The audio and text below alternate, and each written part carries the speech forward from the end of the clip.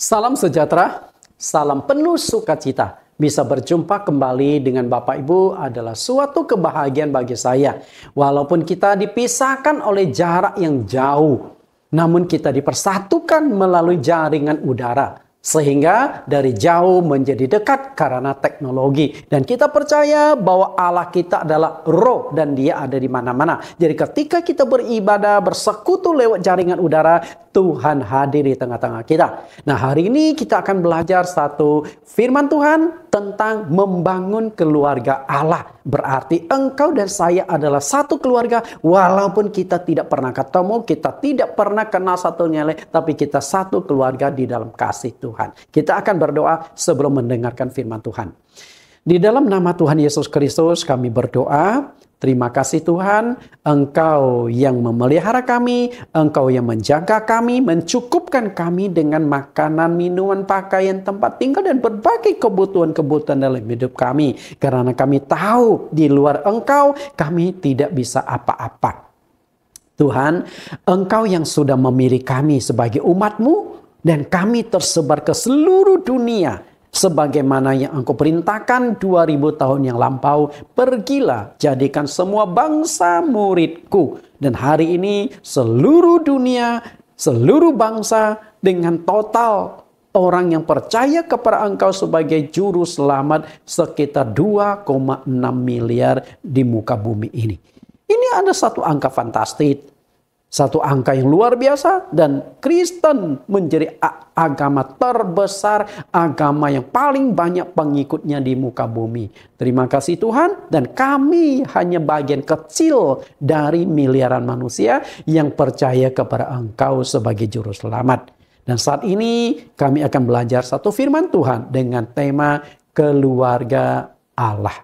Kami siap mendengarkan kebenaran firman-Mu di dalam nama Tuhan Yesus Kristus. Amin. Bapak Ibu yang saya kasihi, kita akan belajar satu judul firman Tuhan, membangun keluarga Allah. Ketika berbicara tentang keluarga, tentu Anda tidak asing lagi, karena kita hidup dalam keluarga. Jadi yang namanya keluarga adalah hal yang kita alami setiap hari. Engkau punya keluarga, saya punya keluarga, semua individu punya keluarga. Tidak ada orang yang hidup seorang diri di muka bumi. Coba, mungkin Anda berkata, oh itu anak yatim piatu tidak punya keluarga. Dia nggak tinggal di hutan. Dia tinggal di hutan pun kalau ada orang hutan yang memelihara dia seperti Tarzan, itu keluarga dia. Intinya manusia nggak bisa hidup seorang diri. Walaupun dia anak yatim piatu, kan dia tampung panti asuhan. Nah, ada teman-teman, itu sudah menjadi keluarga dia. Ada guru-guru, ada pembina, itu sudah jadi keluarga dia. Jadi hidup kita tidak terlepas dari keluarga. Tapi saya ingin berbicara tentang satu keluarga yang unik, keluarga yang berbeda dari yang lain, yaitu keluarga Allah.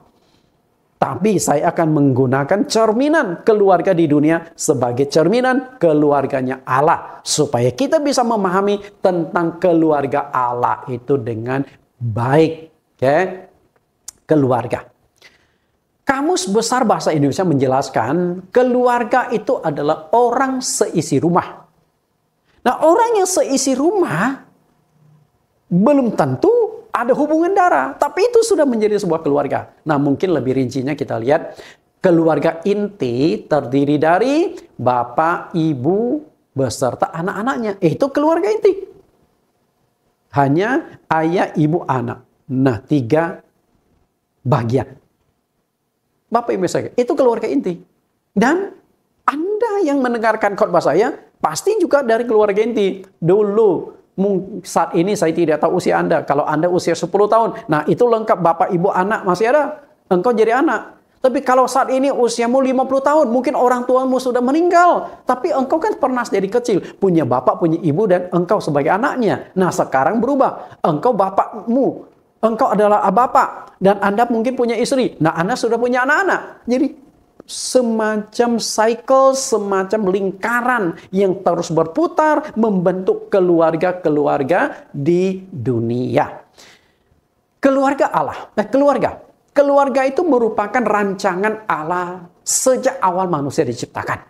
Memang Tuhan itu menghendaki Manusia itu punya keluarga-keluarga masing-masing. Nah, rancangan itu dimulai ketika Allah menciptakan Adam dan Hawa. Dan Allah menghendaki agar Adam dan Hawa, suami istri pertama di muka bumi ini, beranak cucu dan berkembang biak. Nah, ketika mereka beranak cucu berkembang biak, kan terbentuk lagi keluarga-keluarga. Oke? Karena itu, yang namanya beranak cucu berkembang biak. Yang menjadi persoalan kita sekarang ini adalah ketika Allah menciptakan Adam dan Hawa jadi suami istri, oke, tidak masalah. Lalu mereka beranak cucu. Beranak, jangan sampai cucu loh, beranak. Nah, cucunya itu dari mana? Yang menjadi pertanyaannya adalah, selain menciptakan Adam dan Hawa, apakah di tempat lain Allah ada menciptakan manusia yang lain atau tidak? Menurut Anda bagaimana? Ya. Nggak ada. Jadi Allah nggak ciptakan orang lain selain Adam dan Hawa. Kalau begitu, anak Adam dan Hawa kawin sama siapa? Kan disuruh beranak cucu berkembang biak. Coba kita lihat dulu dasarnya beranak cucu berkembang biak. Oke. Kejadian pasal yang kedua ayat 6 sampai ayat ke-7. Tetapi ada kabut naik ke atas dari bumi dan membasahi seluruh permukaan bumi itu. Ketika itulah Tuhan Allah membentuk manusia itu dari debu tanah dan menghembuskan nafas hidup ke dalam hidungnya. Demikianlah manusia itu menjadi makhluk yang hidup. Ini Allah ciptakan manusia. Nah, ketika Allah menciptakan manusia, yang lain itu sudah ciptakan lebih dulu. Tumbuh-tumbuhan sudah bertumbuh di muka bumi. Allah juga sudah menciptakan berbagai macam jenis binatang-binatang di darat. Allah juga sudah menciptakan berbagai macam burung-burung di udara. Allah sudah menciptakan berbagai macam makhluk hidup, ikan-ikan yang ada di laut. Intinya segala yang diciptakan Allah sudah tersedia. Terakhir hari ke-6 Allah baru ciptakan manusia. Menurut guru paling gambarnya. Nah, kalau manusia yang diciptakan, Allah lalu menyerahkan segala ciptaan itu kepada manusia. Dan sekaligus menghendaki manusia berkembang biak beranak cucu. Berarti Allah kan ingin manusia bertumbuh.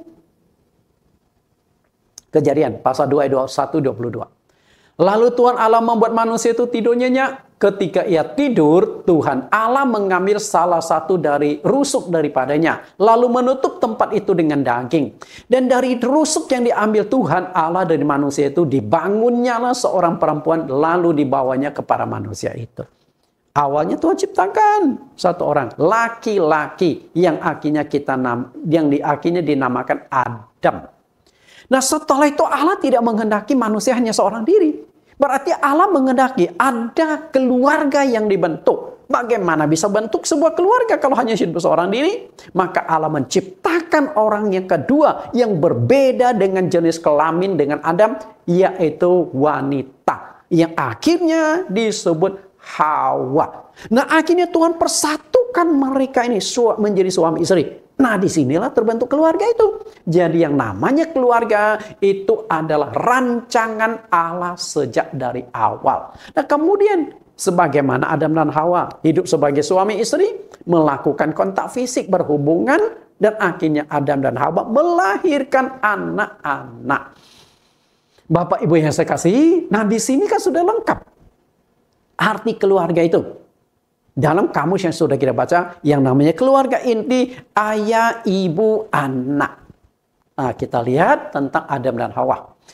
Allah menciptakan laki-laki dan perempuan dengan tujuan agar mereka berkembang biak dan membentuk keluarga-keluarga yang turun-temurun sampai hari ini. Jadi yang namanya keluarga, itu adalah hasil bentukan Allah. Ya, keluarga. Nah, tentunya ada keluarga jasmani, nanti ada keluarga rohani. Keluarga rohani adalah keluarga Allah. Nah, kita akan bicarakan nanti. Tapi kita bercermin dulu dari keluarga jasmani. Keluarga yang sesungguhnya. Kejadian 1 ayat 27-28. Maka Allah menciptakan manusia itu menurut gambarnya. Menurut gambar Allah diciptakannya dia, laki-laki dan perempuan diciptakannya mereka. Ayat 28, Allah memberkati mereka, lalu Allah berfirman kepada mereka, beranak cuculah dan bertambah banyak, penuhilah bumi dan taklukkanlah itu. Berkuasalah atas ikan-ikan di laut dan burung-burung di udara dan atas segala binatang yang merayap di bumi. Bapak Ibu perhatikan baik-baik. Beranak cucu, bertambah banyak, penuhi bumi. Artinya Allah menghendaki manusia berkembang biak. Nah, berkembang biaknya manusia berarti harus ada keluarga-keluarga baru yang dibentuk. Dimulai dari keluarga pertama, Adam, Hawa, setelah itu jadi suami istri, kemudian mereka berhubungan badan, melahirkan anak-anak. Nah, lalu berkembang biak penuhi bumi, berarti kan harus ada keluarga-keluarga yang baru lagi. Nah, yang menjadi pertanyaan saya tadi adalah, selain ciptakan Adam dan Hawa, apakah Allah menciptakan orang lain? Manusia lain? Gimana Bapak Ibu? Ada apa enggak? Enggak ada. Nah, kalau enggak ada, anak Adam dan Hawa kawin sama siapa? Nggak mungkin kan kawin sama monyet-monyet di hutan, simpanse di hutan. Kan itu bukan manusia. Kalau anak Adam dan Hawa kawin sama simpanse, kawin sama orang hutan, wah kacau kita. Anda setengah manusia, setengah binatang. Gimana solusinya? Oke. Anda bisa baca di dalam Kisah Rasul pasal yang ke-17 ayat 26. Di sana dikatakan, hanya dari satu orang saja Allah telah menjadikan seluruh dunia. Oke, dari satu orang. Allah menetapkan tempat-tempat tinggalnya. Allah menentukan musim masing bagi mereka. Satu orang. Kenapa satu orang? Dimulai dari Adam. Lah Pak Nathan kan dua orang. Hawa. Masalahnya adalah Hawa diciptakan dari tulang rusuk Adam. Nah, kalau Adam diciptakan dari tanah, Hawa juga diciptakan dari tanah, berarti Kisah Rasul pasal 17 ayat 26 tidak berlaku atau salah karena dua orang. Kenapa disebut satu orang? Karena Hawa diciptakan dari tulang rusuk Adam. Nah, lalu bagaimana anak Adam dan Hawa kawin sama siapa? Nah, mereka saling kawin antar kakak adik. Dan ketika mereka kawin antar kakak adik, nggak akan ada cacat karena firman Tuhan belum keluar. Anda ingat nggak tentang Yakub? Oke. Tentang Ishak. Bapak Ibu.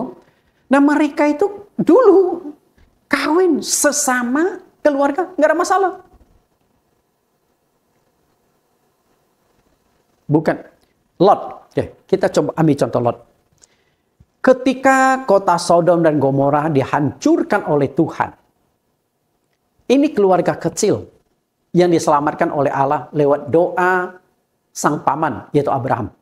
Lot kemudian, istri Lot, dan dua anak perempuan Lot diselamatkan oleh Tuhan. Tapi sayang, ketika mereka diselamatkan, Tuhan berpesan, ketika kalian melarikan diri dari kota Sodom dan Gomora dan lalu mendengar suara gemuruh ketika aku tunggang balikan kota Sodom dan Gomora, jangan menoleh ke belakang.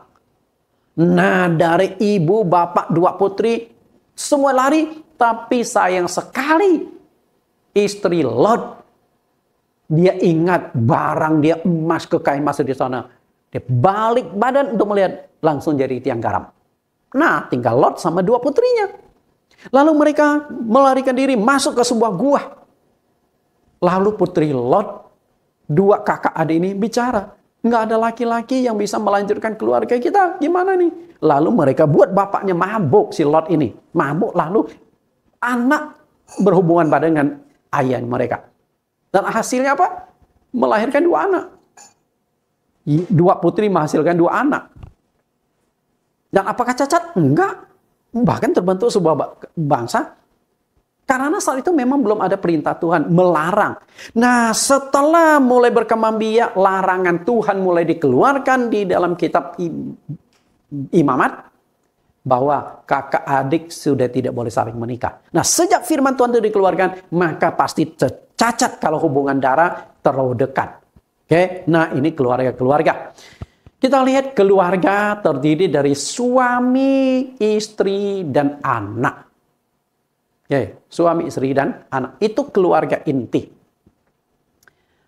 Gambaran keluarga kecil ini juga merupakan suatu hubungan entitas pribadi Allah yang mencakup. Ada Bapa, ada Anak, ada Roh Kudus. Tentu, jika ada pendeta yang tafsirkan Roh Kudus itu feminin, Roh Kudus itu jenis kelaminnya perempuan, jangan-jangan diambil dari konsep seperti ini. Oke, ini hanya satu gambaran bahwa ada Bapa, ada Anak, ada Roh Kudus. Itu membentuk satu kesatuan yang disebut keluarga Allah. Itu hanya sebuah simbolis bahwa orang tuh nggak bisa hidup sendiri. Bapak Ibu yang saya kasih di dalam Tuhan. Kemudian Allah Bapa, Anak, dan Roh Kudus harus membangun sebuah komunikasi dan saling mengasihi. Bapa berhubungan dengan anak. Nah, ini menjadi sebuah lingkaran. Artinya, orang ayah dan ibu harus ada komunikasi. Orang tua harus ada komunikasi dengan anak. Dan anak harus ada komunikasi dengan orang tua. Nah, ini baru keluarga yang sehat. Kalau keluarga yang tidak ada komunikasi, maka itu bukan keluarga yang sehat. Kenapa bisa tidak ada komunikasi? Pasti di dalam ada masalah. Berarti hubungan tidak baik. Kenapa bisa terjadi hubungan yang tidak baik? Pasti ada luka-luka yang terjadi di dalam keluarga itu. Sehingga masing-masing cuek, masing-masing sudah tidak peduli. Berarti di dalam itu harus dibereskan. Mungkin bapaknya keras, mungkin ibunya keras, mungkin anaknya, dan akibatnya anaknya rusak. Kalau suami istri ini hubungannya baik, anaknya itu akan terbentuk lebih baik. Persoalannya itu dari hubungan. Terbangun sebuah relasi, dan tak bangun sebuah relasi. Berarti relasi itu penting. Suami istri, anak-anak, orang tua dengan anak, terbentuk sebuah relasi. Nah, itu baru keluarga yang sehat. Tentu semua orang mendapatkan keluarga yang sehat. Nah, sebuah keluarga yang sehat tidak akan terbentuk kalau masing-masing itu tidak menjaga sikap, masing-masing tidak berupaya untuk memperbaiki diri kekurangan. Bapak Ibu saya kasih, banyak keluarga yang hancur. Banyak keluarga yang rusak. Banyak keluarga yang tidak bahagia. Kenapa? Karena konsep keluarga sudah tidak lagi diperhatikan. Nah, kalau konsep keluarga diperhatikan, baru akan terbentuk sebuah keluarga. Nah, dari keluarga kecil inilah yang Tuhan Yesus menghendaki terbentuknya keluarga besar yang disebut keluarga Allah. Dan dari keluarga itu, kuncinya itu mengasihi. Kalau tidak ada kasih di dalam keluarga itu bukan keluarga. Orang luar aja kita bilang mengasihi. Tapi kalau dalam keluarga tidak ada kasih, maka itu bukan keluarga lagi. Bagaimana mengasihi? Orang tua kasih anak. Anak kasih orang tua. Suami istri saling mengasihi. Tapi kalau engkau mengasihi, maka engkau bisa jaga mulutmu. Karena mulut ini seringkali menghancurkan hubungan relasi itu. Nggak sedikit-sedikit marah. Nggak sedikit-sedikit ngomel. Nggak sedikit-sedikit tegur. Nah, seringkali itu. Mungkin suaminya yang sering kali kata-kata kasar menyakiti istri. Mungkin istrinya sering kali kata-kata kasar, kalimat sering marah-marah menyakiti suami, menyakiti anak-anak. Hancur keluarga demikian. Tidak ada kasih. Kalau engkau mengasihi, maka engkau bisa mengendalikan diri. Kalau engkau mengasihi, maka engkau akan memberikan perhatian. Tapi karena tidak ada kasih di dalam keluarga itu, maka hancurlah keluarga itu. Intinya itu ada pada kasih. Kita lihat Bapa dan anak. Relasi dibangun atas dasar kasih antara Bapa dengan anak. Bapa mengasihi anak, demikian pula sebaliknya anak mengasihi bapanya. Kita lihat dulu relasinya. Matius pasal 3:16. Sesudah dibaptis, Yesus segera keluar dari air. Dan pada waktu itu juga langit terbuka dan ia melihat Roh Allah seperti burung merpati turun ke atasnya. Lalu terdengarlah suara dari sorga yang mengatakan, inilah anakku yang kukasihi, kepadanya lah aku berkenan. Jadi, suara yang turun dari sorga dan ditekankan, kita lihat, ini tiga kan, Yesus, Roh Allah, dan suara dari sorga. Ada Bapa, Anak, dan Roh Kudus. Dan tiga-tiganya itu dibangun dengan satu unsur kasih. Kadang Bapak mengasihi anak. Anak mengasihi Bapak. Karena itu, contoh dari keluarga di dunia itu diambil dari contoh keluarga dari konsep Allah sendiri. Bapak mengasihi anak. Nah, apakah Bapak mengasihi anaknya? Anak mengasihi bapaknya? Bapak Ibu yang saya kasih. Kasih adalah unsur utama dalam membangun sebuah keluarga. Yohanes 3:35, Bapa mengasihi anak dan menyerahkan dan telah menyerahkan segala sesuatunya. Bapa mengasihi anak, dia serahkan semuanya. Harta, kekayaan, apapun diserahkan karena dia sayang sama anaknya. Karena dia tahu anak itu adalah bagian dari dirinya. Yohanes 5:20, sebab Bapa mengasihi anak dan ia menunjukkan kepadanya segala sesuatu yang dikerjakannya sendiri. Bahkan ia menunjukkan kepadanya pekerjaan-pekerjaan yang lebih besar daripada pekerjaan-pekerjaan itu sehingga kamu menjadi heran. Kemudian Yohanes 10:17, Bapa mengasihi aku. Oleh karena aku memberikan nyawaku untuk menerimanya kembali. Jadi, hubungan Bapa dan anak itu kasih. Karena itu, sebuah keluarga tanpa kasih, maka keluarga itu pasti masalah. Karena itu, sebuah keluarga yang dikehendaki Allah adalah agar Allah hadir di tengah-tengah mereka harus dibangun di atas pondasi kasih. Maka jika sebuah keluarga sudah tidak ada kasih lagi, berarti keluarga itu sudah tidak sesuai dengan kehendak dan cerminan daripada Tuhan. Karena Tuhan mengeraki, di keluarga itu harus ada kasih. Kalau suami istri sudah musuhan, anak-anak memusuhi orang tua memusuhi anak, itu bukan keluarga lagi. Ketika anak berkata, "Gos, benci lo," itu bukan keluarga lagi. Karena keluarga harus mengasihi. Kalimat itu jangan keluar. Kalimat yang bisa menyakiti, menghancurkan keluarga. Nah, keluarga yang sehat adalah keluarga di mana keintiman saling mengasihi itu terwujud. 1 Yohanes 4:7, saudara-saudaraku yang kekasih, marilah kita saling mengasihi, sebab kasih itu berasal dari Allah. Dan setiap orang yang mengasihi lahir dari Allah dan mengenal Allah. Artinya tuh begini, banyak keluarga-keluarga Kristen, mereka tidak sadar bahwa mereka sudah kehilangan Allah. Kenapa demikian? Karena Allah itu kasih. Maka jika di dalam keluarga sudah tidak ada kasih, keluarga itu sudah nggak ada Allah. Karena Allah tidak hadir di tengah-tengahnya. Nah, kenapa Allah tidak hadir di tengah-tengahnya? Karena ribut melulu. Konflik melulu. Tidak bisa jaga mulut, tidak bisa jaga sikap, tidak bisa toleransi, tidak bisa memaklumi, nuntut saja. Orang lain salah saja, hanya dia benar sendiri. Percayalah, keluarga mereka pasti hancur. Karena itu, bagaimana menarik diri mengalah demi kemenangan sebuah keluarga, itu sangat penting. Ayat 8, barang siapa tidak mengasihi, ia tidak mengenal Allah. Sebab Allah itu kasih. Jadi, banyak keluarga Kristen hancur. Banyak keluarga itu bukan hanya keluarga jemaat, tapi juga keluarga-keluarga pengurus. Bukan hanya keluarga pengurus, tapi juga keluarga hamba-hamba Tuhan. Jadi banyak hamba Tuhan. Sebenarnya sudah tidak ada Allah di dalam keluarga mereka. Kenapa bisa demikian? Karena tidak ada kasih di dalamnya. Dan hamba Tuhan juga manusia. Bisa menyakiti istri, atau bisa merasa sakit oleh istri, atau bisa melukai anak, atau anak melukai hamba Tuhan. Bisa. Seringkali luka itu karena mulut. Tidak bisa jaga mulut, tidak bisa jaga sikap. Sehingga di dalam keluarga saling menyakiti, saling. Dan sakitnya itu makin dalam. Akhirnya ujungnya hancur keluarga itu. Perpisahan, perceraian, berantakan, pecah keluarga itu. Karena kehilangan kasih. Karena itu betapa pentingnya pertobatan, pemulihan terjadi dalam keluarga. Kalau tidak, ya sudah hancur. Ayat yang ke-12, tidak ada seorang pun yang pernah melihat Allah.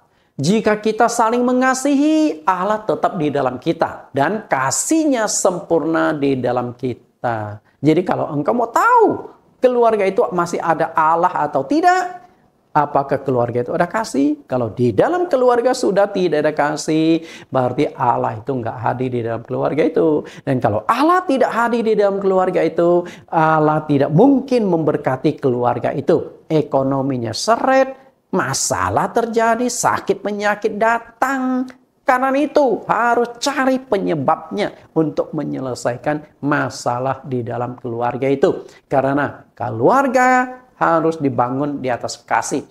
Jika Allah adalah kasih, maka jangan berharap Allah akan hadir dan tinggal di dalam keluarga yang ribut melulu. Suami istri berantem melulu. Orang tua sama anak berantem melulu. Kenapa bisa berantem? Karena saling menuntut. Tidak bisa mengalah. Maunya mengikuti kehendak dia. Mengatur hidup orang lain. Itu menghancurkan sebuah keluarga.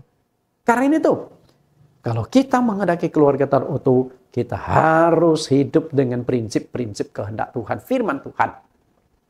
Dan jika Allah tidak hadir dalam keluarga engkau, tidak mungkin berkat Allah akan dicurahkan di dalam keluarga engkau. Percayalah. Karena Allah tidak hadir. Dan bukti Allah hadir di keluarga itu ada kasih. Dan kalau di keluarga itu sudah nggak ada kasih, pasti ribut melulu. Bagaimana berkat Tuhan bisa dicurahkan? Coba.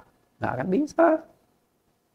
Kita lihat apa yang disampaikan oleh Mazmur atau Raja Daud. Bagaimana pentingnya kehadiran Tuhan di dalam keluarga agar berkat itu dicurahkan. Dan berkat dicurahkan itu sangat ditentukan keharmonisan di dalam keluarga. Ada kasih nggak di dalam keluarga? Kalau di dalam keluarga tidak ada kasih, berkat Tuhan tidak akan dicurahkan di sana. Karena itu nggak ada gunanya engkau berdoa, tidak ada gunanya engkau berseru, tidak ada gunanya engkau meminta berkat-berkat dari Tuhan jika engkau setiap anggota keluarga tidak memperbaiki diri. Suami perbaiki diri, istri perbaiki diri, anak-anak perbaiki diri, sehingga terbentuk kembali sebuah keluarga yang harmonis. Kita baca Mazmur 133 1-3. Ayat pertama. Nyanyian ziarah Daud, sungguh alangkah baiknya dan indahnya apabila saudara-saudara diam bersama dengan rukun. Kalimat ini Daud ucapkan pasti berdasarkan pengalaman dia. Karena keluarga dia juga banyak masalah.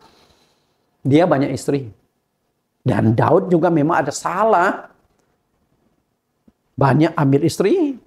Dan anak-anaknya tidak akur. Dan ada dosa yang pernah dia lakukan. Istri Uria namanya Batsheba. Dia ambil, dia berzina dengan istri orang lain, membunuh suaminya. Jadi kacau balau di dalam keluarga itu. Anaknya mau kudeta bapaknya. Absalom mau kudeta bapaknya sendiri. Amnon memperkosa adiknya sendiri. Satu bapak lain ibu. Bayangkan. Kemudian Absalom tidur dengan ibu-ibu tirinya. Istri-istri dari bapaknya sendiri. Kacau keluarga demikian. Makanya berdasarkan hal tersebut, ini impian dari Raja Daud. Dia berkata, sungguh aku tuh kepingin melihat betapa indahnya kalau anak-anakku bisa hidup dengan rukun. Istriku yang beberapa orang itu bisa hidup dengan rukun. Harapan impian dari seorang raja. Dan berdasarkan pengalaman sang raja, ketika keluarga itu ada kasih, ketika keluarga itu ada kerukunan, maka berkat itu akan dicurahkan di sana. Ayat yang kedua, seperti minyak yang baik di atas kepala meleleh ke janggut, yang meleleh ke janggut Harun dan ke leher jubahnya. Ayat 3, seperti embun gunung Hermon yang turun ke atas gunung Sion. Sebab di sana kesanalah Tuhan memerintahkan berkat kehidupan untuk selama-lamanya. Perhatikan di sini. Nah, Bapak Ibu coba perhatikan baik-baik apa yang diucapkan oleh Raja Daud di dalam ayat ini. Perhatikan kalimat yang saya buat kelap-kelip. Sebab kesanalah Tuhan memerintahkan berkat. Kemana Tuhan berikan berkat? Tuhan turunkan berkat, perintahkan berkat pergi ke sana. Apabila saudara-saudara diam bersama dengan rukun. Berarti berkat-berkat Tuhan baru bisa dikirimkan. Berkat-berkat Tuhan baru bisa dicurahkan di dalam sebuah keluarga yang hidup dengan damai, hidup dengan rukun. Semua itu karena ada kasih. Jika sebuah keluarga tidak ada kasih, bagaimana berkat Tuhan bisa dicurahkan di sana? Nggak akan bisa. Karena itu kasih memegang peranannya sangat penting. Kalau engkau ingin hidupmu diberkati, kalau engkau ingin usahamu diberkati, kalau engkau ingin kesehatanmu diberkati, kalau engkau ingin anak-anakmu diberkati, hiduplah rukun. Mundur selangkah untuk memperbaiki keadaan. Mungkin istrimu terluka, suamimu terluka, anak-anakmu terluka. Oke, pelan-pelan dibalut, pelan-pelan diobati. Yang suka marah-marah, coba kendalikan mulut. Yang suka cuek, coba mulai berikan perhatian. Saya percaya pemulihan akan terjadi di sana dan berkat Tuhan akan dicurahkan ke sana. Sehingga kebahagiaan terbentuk. Engkau bentuk keluarga kecil, bapak, ibu, anak untuk apa? Kebahagiaan.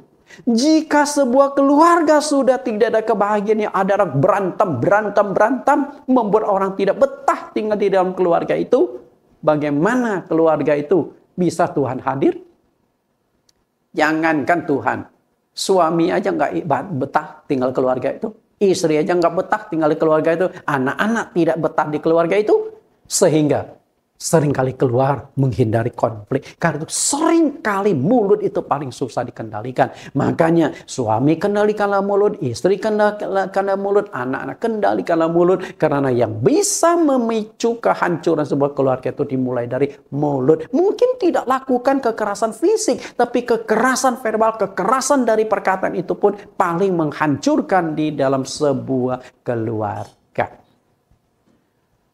Kita lihat dari keluarga ini. Inilah keluarga, betapa indahnya keluarga seperti itu. Saya yakin inilah impian dari keluarga. Nah, gereja yang baik dan sehat itu terbentuk dari keluarga-keluarga yang baik dan sehat. Percaya nggak? Jika jemaat, kan gereja kan terdiri dari banyak keluarga-keluarga jemaat kan? Nah, saya punya keluarga jemaat saja hampir 200 kepala keluarga. Nah, jika keluarga-keluarga kecil di setiap jemaat banyak masalah, percaya gereja pasti masalah. Otomatis. Karena dengan suami istri saja engkau tidak cocok, dengan anak-anakmu tidak akan cocok, apalagi dengan orang lain bagaimana engkau bisa cocok? Nggak bisa. Karena itu, sehat atau tidaknya sebuah keluarga kecil ditentukan sehat atau tidak gereja.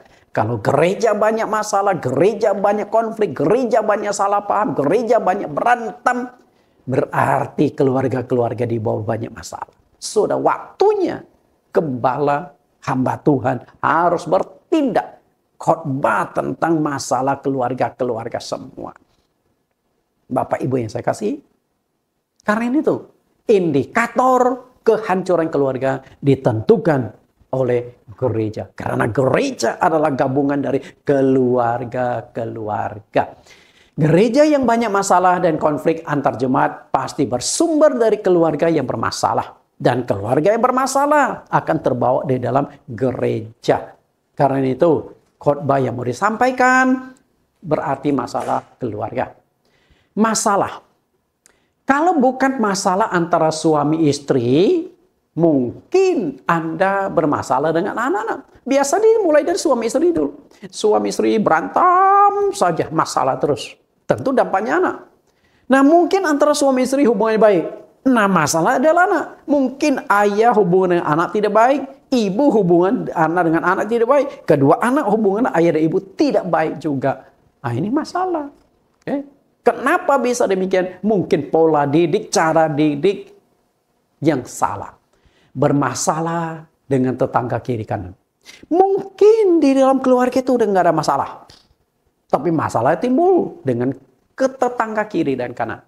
Dan saya yakin ketika keluarga ini bermasalah, hubungan dia dengan tetangga kiri kanan itu pasti dia tidak akur, tidak baik. Atau cuek. Yang penting gua nggak ganggu lu jangan sekali-kali ganggu gua. Udah banyak tuh keluarga demikian. Nggak saling kenal kiri kanan. Karena apa? Karena cuek.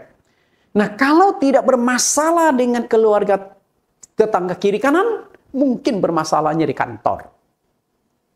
banyak tuh konflik di kantor. Karena kantor kan punya kepentingan. Ada persaingan-persaingan di dalam pekerjaan. Bersaing job. Bersaing dapat perhatian atasan. Bersaing. Apalagi sales-sales. Seringkali sales itu berebut proyek. Sales-sales berebut klien. Konflik banyak terjadi. Dan kadang-kadang juga ada perusahaan yang memang sengaja menciptakan yang namanya manajemen konflik. Supaya karyawan itu seringkali konflik curiga bisa saling mengawasi. Oh, ini orang datang telat, ada yang lapor ke bos. Kalau mereka akur-akur, yang satu telat, malas, yaudah nggak lapor ke bos, saling tutupi. Nah, itu kan perusahaan nggak mau rugi. Bapak Ibu yang saya kasih, itu adalah satu teknik yang disebut manajemen konflik. Nah, atau bermasalah dengan sesama jemaat JCC, gereja kami adalah gereja JCC, Jesus Christ Community. Mungkin di keluargamu baik. Jika di keluargamu bermasalah, mulutmu bermasalah, pasti engkau akan bentrok sini, bentrok sana dengan sesama jemaat. Karena itu, bangun keluarga yang baik dari keluarga inti, ayah, ibu, anak. Keluarga Allah. Semua umat Kristen adalah satu keluarga, memiliki Bapa yang sama, yaitu Allah. Hubungan antara jemaat satu dengan lain disebut saudara seiman. Nah, sekarang saya bicara yang lebih besar lagi. Jadi ada 3 tahapan. Tadi saya bicara keluarga kecil, ayah, ibu, anak. Lalu saya bicara keluarga lebih besar, jemaat di satu gereja. Sekarang saya akan berbicara yang global, yang besar. Semua orang Kristen di seluruh dunia adalah satu keluarga dan disebut saudara seiman. 1 Timotius 5:10.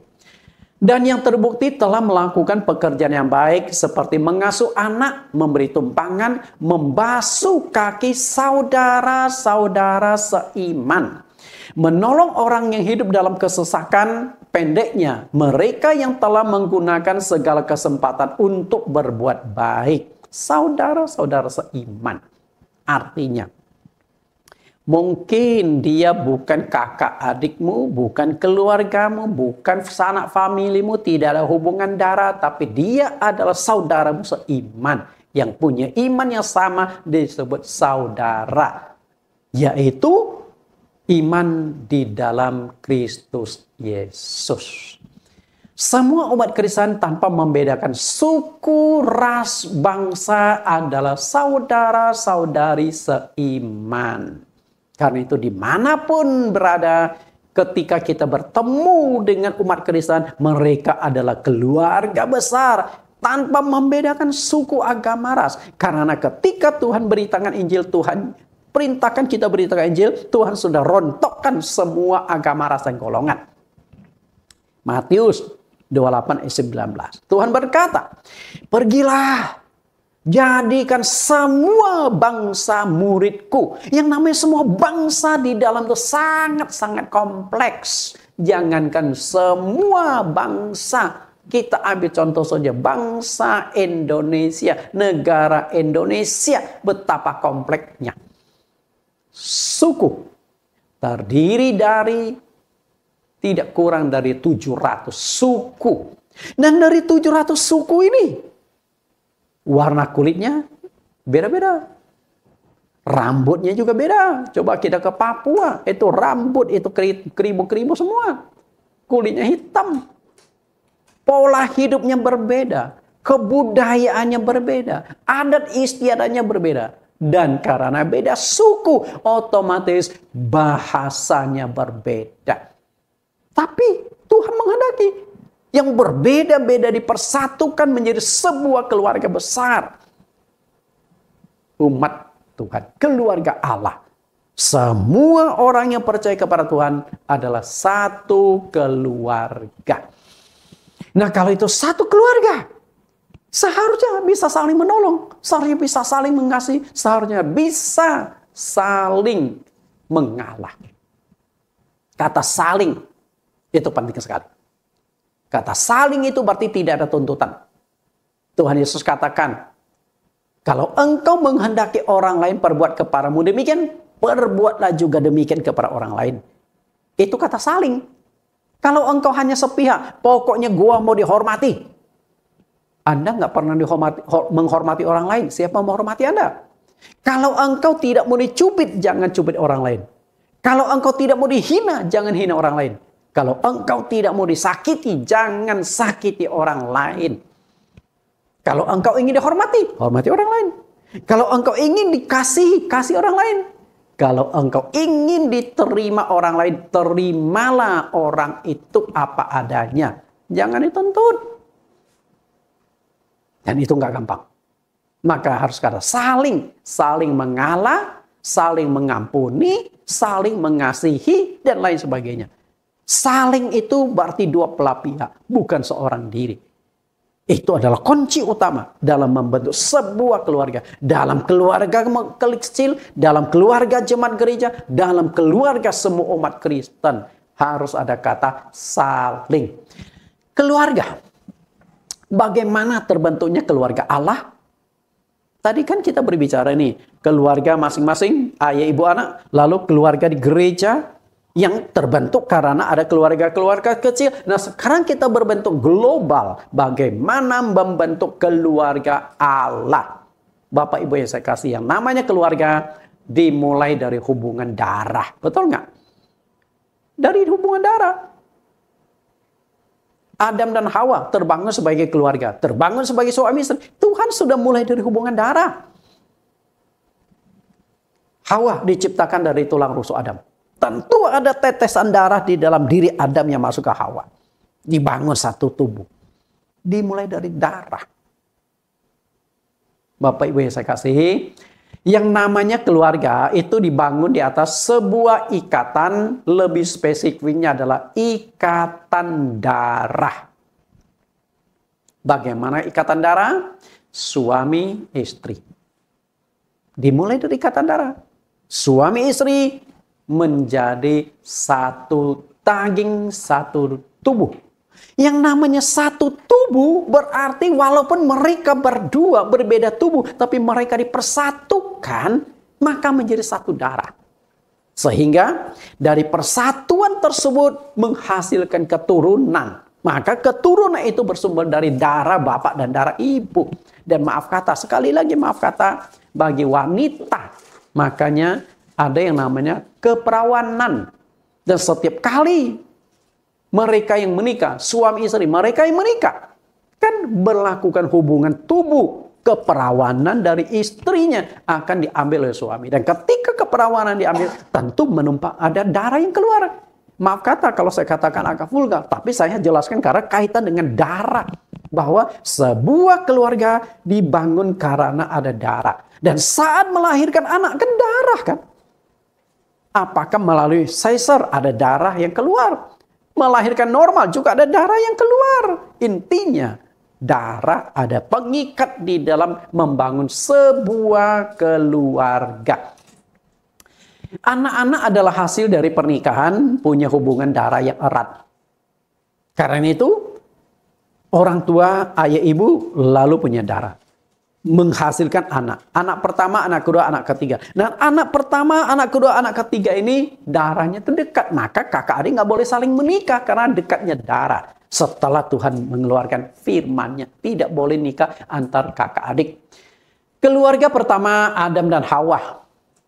Walaupun Adam dan Hawa ini suami istri, namun mereka memiliki hubungan darah yang sangat dekat. Kenapa demikian? Karena Hawa diciptakan dari tulang rusuk Adam. Kita lihat kembali Kejadian pasal 2, 21, 22. Lalu Tuhan Allah membuat manusia itu tidur nyenyak. Ketika ia tidur, Tuhan Allah mengambil salah satu rusuk daripadanya. Lalu menutup tempat itu dengan daging. Dan dari rusuk yang diambil Tuhan Allah dari manusia itu, dibangunnyalah seorang perempuan. Lalu dibawanya kepada manusia itu. Nah ini rusuk. Ketika jadi berbicara operasi, pertama kali yang melakukan operasi atas tubuh manusia adalah Allah. Kan nggak mungkin Tuhan tarik keluar, simsalabim tarik keluar satu tulang rusuk.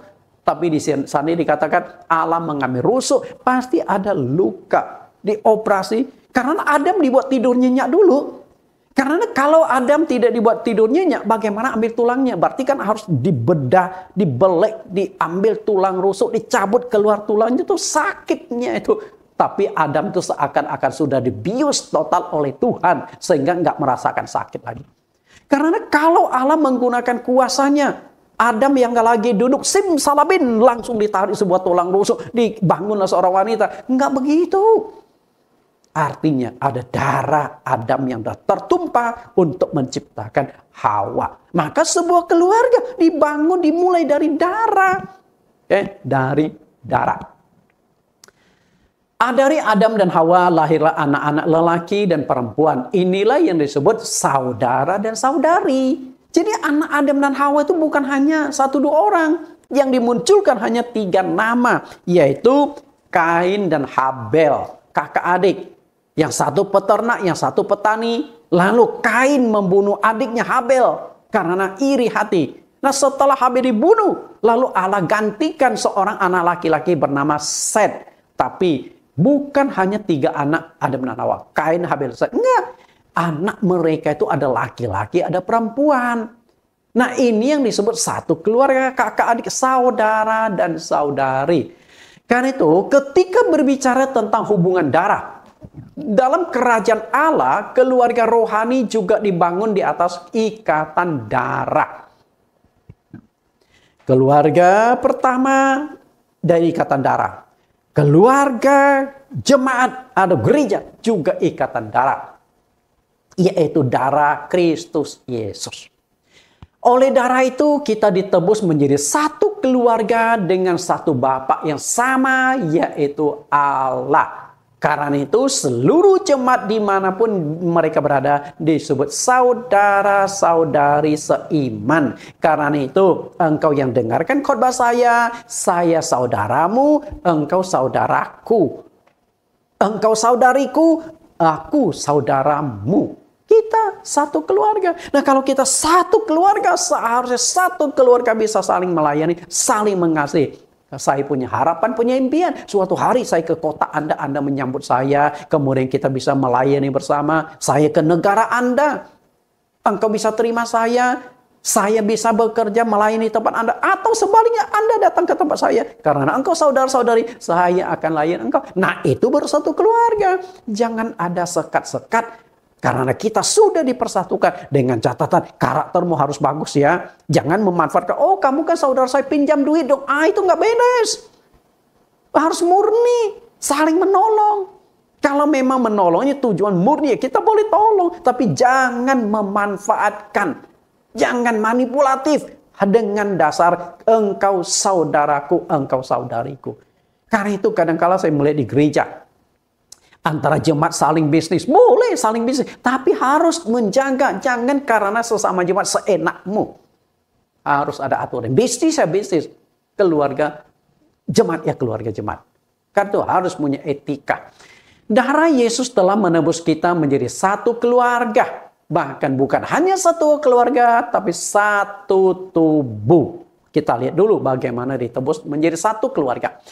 Kisah Rasul pasal 20 ayat 28. Karena itu jagalah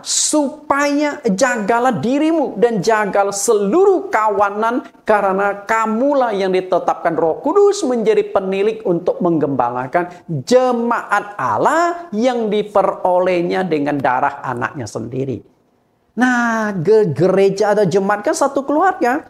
Nah, keluarga itu terbangun karena ada darah di sana. Darah yang tertumpah, darah Yesus Kristus. Nah, kalau kita sudah dipersatukan menjadi darah melalui darah Yesus Kristus, berarti kita adalah satu tubuh. 1 Korintus 10, 16, 17. Bukankah cawan pengucapan syukur yang atasnya kita ucapkan syukur adalah persekutuan dengan darah Kristus? Bukankah roti yang kita pecah-pecahkan adalah persekutuan dengan tubuh Kristus? Karena roti adalah satu, maka kita sekalipun banyak adalah satu tubuh. Karena kita semua mendapat bagian dalam roti yang satu itu. Perhatikan di sini, satu tubuh. Nah, kalau satu tubuh seharusnya tidak akan saling menyakiti. Bayangkan, tiba-tiba tangan saya tempeling muka saya. Tiba-tiba tangan saya memukul badan saya. Itu berarti ada masalah dengan tubuh itu. Konflik itu tubuh. Tapi kalau kita satu tubuh saling merawat, saling memperhatikan. Rambut Anda acak-acakan, nah ada yang rambut tangan yang menyisir, mukamu hitam, ada tangan yang membersihkan. Satu tubuh melayani, mengasihi, tidak ada komplain milikmu. Ketika alis matamu dipertebal, diperbagus, rambut tidak akan komplain. Kok alis yang diurus gua enggak, rambut gua jadi gondrong? Enggak, satu tubuh. Enggak ada iri, enggak ada benci, enggak ada dendam. Enggak ada egois, karena satu tubuh. Bapak Ibu yang saya kasih. Nah, selain melalui perjamuan kudus, cara mendapatkan darah Yesus itu adalah melalui baptisan air. Karena itu melalui baptisan air inilah kita dapatkan darah Kristus yang akan mempersatukan kita. Satu. Air baptisan dengan darah Yesus. Bagaimana korelasinya?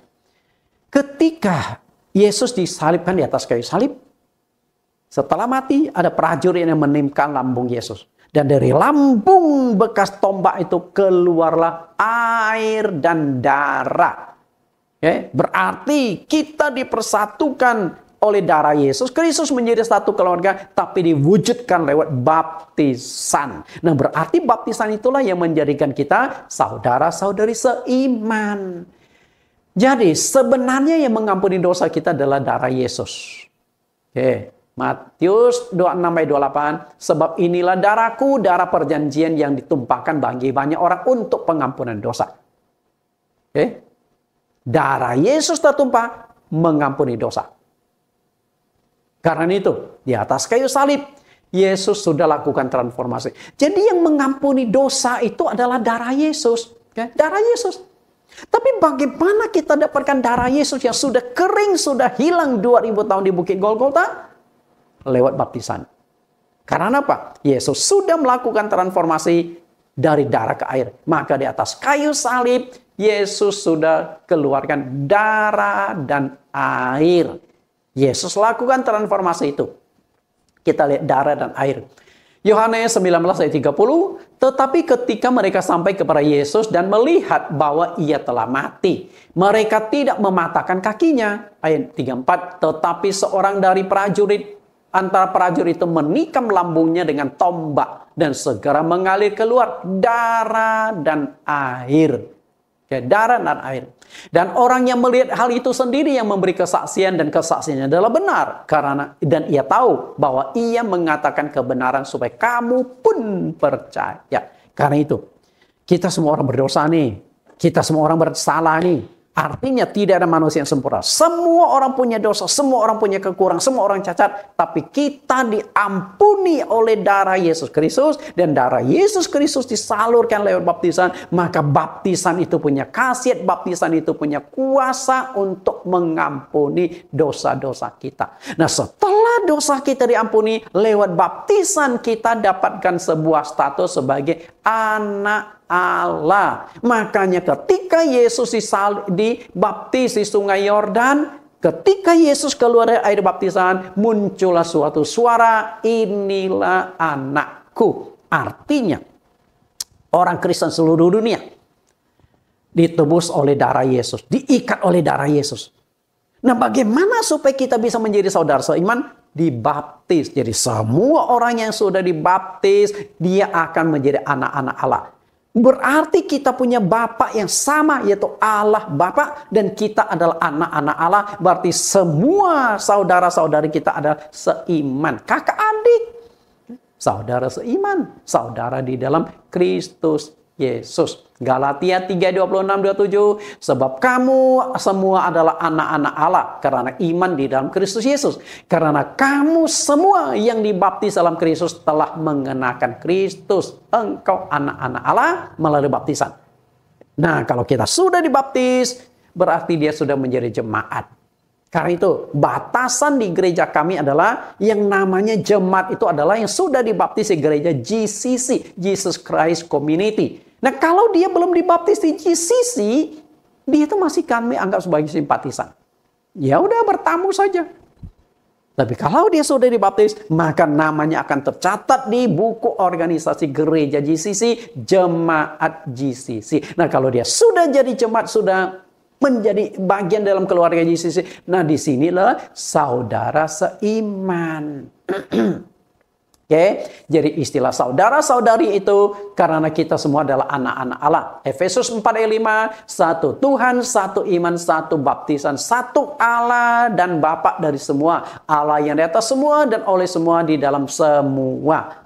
Karena itu yang namanya saudara-saudari seiman adalah mereka yang sudah dibaptis dengan cara baptisan yang sama. Berarti mereka sudah menjadi keluarga. Lalu apa sih keuntungan menjadi keluarga Allah? Kita sudah menjadi keluarga. Lalu apa sih keuntungannya? Ada dua. Hubungan yang kekal dan warisan yang kekal. Hubungan yang kekal dan warisan yang kekal.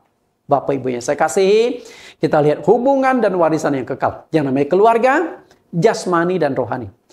Jasmani bersifat sementara, artinya rapuh, mudah hancur, konflik, cerai, kemudian jarak bisa terpisah dari tempat, kemudian usia bisa menjadi tua, kemudian kematian terpisah selamanya. Jadi keluarga jasmani sementara. Ayah ibu nggak bisa temani anak selamanya. Suami istri tidak bisa saling hidup bersama selamanya. Ada waktunya tua, ada waktunya meninggal selama-lamanya. Itu keluarga hilang. Okay? Keluarga sudah tidak ada.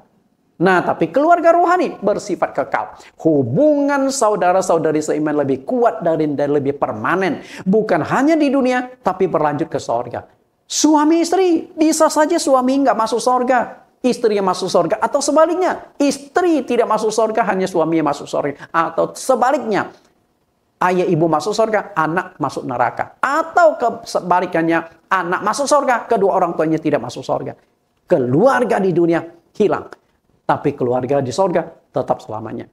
Karena itu, keluarga yang abadi sebenarnya adalah keluarga dalam Kristus, saudara-saudari seiman. Maka hiduplah baik-baik dengan saudara-saudari iman. Jangan benci saudara-saudari seiman. Jangan sampai di surga musuhan lagi kau. Mau kemana lagi? Diusir dari ke bumi lagi? Bumi sudah hancur. Karena itu saling mengasihi, saling melayani sebagai satu keluarga. Karena kita semua adalah anak-anak Allah. Dan karena kita adalah anak-anak Allah, maka kita adalah ahli waris kerajaan sorga. Roma 8:17. Dan jika kita adalah anak, maka kita juga ada ahli waris. Maksudnya orang-orang yang berhak menerima janji-janji Allah, yang akan menerimanya bersama-sama dengan Kristus, yaitu jika kita menderita bersama-sama dengan Dia, supaya kita juga dipermuliakan bersama-sama dengan Dia. Karena itu, hari ini kita sudah belajar satu tema, membangun keluarga Allah. Dan keluarga Allah terbangun karena kita semua adalah saudara seiman. Kita memiliki Bapa yang sama, yaitu Allah, yang kita berseru dengan berkata, Ya Aba, Ya Bapa. Dan karena kita memiliki Bapa yang sama, maka kita akan menjadi penghuni sorga. Sehingga tawaran Tuhan Yesus yang mengatakan, Aku di rumah Bapakku banyak tempat tinggal.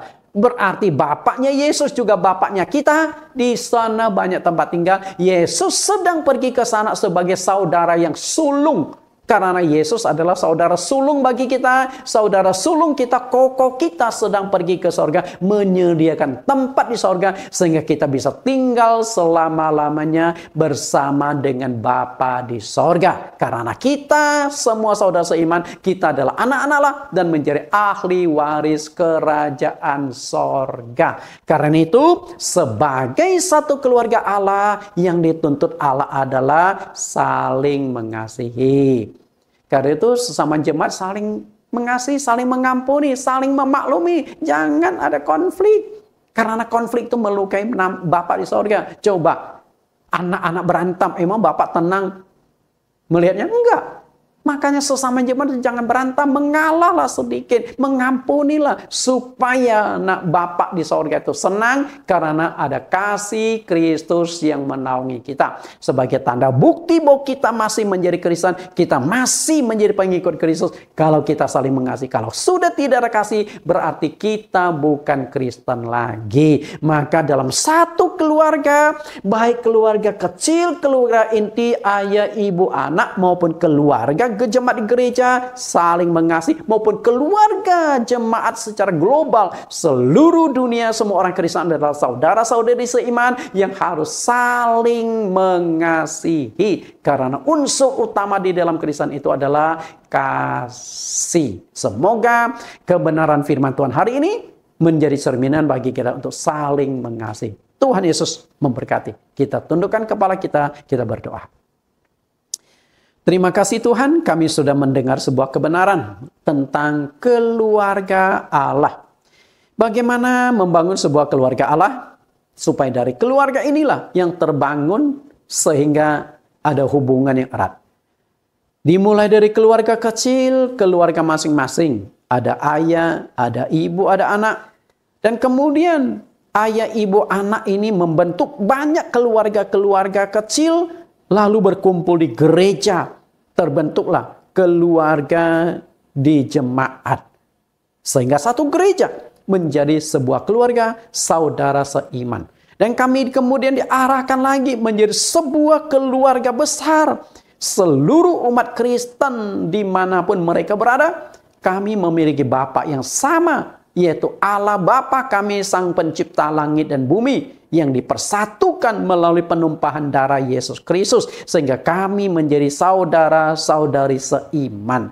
Terima kasih Tuhan, hari ini Engkau mengajarkan kami bagaimana menjadi keluarga Allah. Semoga kami saling mengasihi satu dengan lain, saling menolong satu dengan lain di seluruh dunia, karena kami satu keluarga. Inilah doa permohonan kami di dalam nama Tuhan Yesus Kristus. Amin. Sampai bertemu minggu depan dengan tema yang menarik.